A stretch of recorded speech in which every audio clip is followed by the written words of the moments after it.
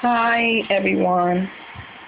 This is going to be a video on priming and painting a desk. This desk I got at the thrift store, which was awesome. The desk was white, which I didn't take a picture of, but it was white.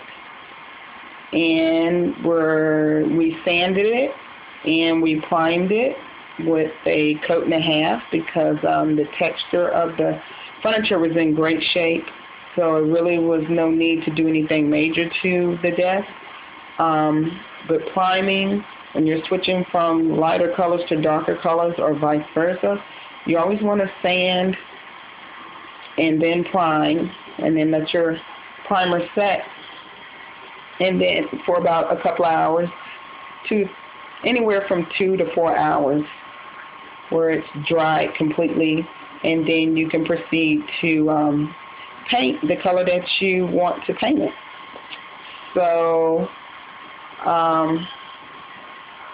yeah, this is what it looks like being primed, and I had already started to paint this beautiful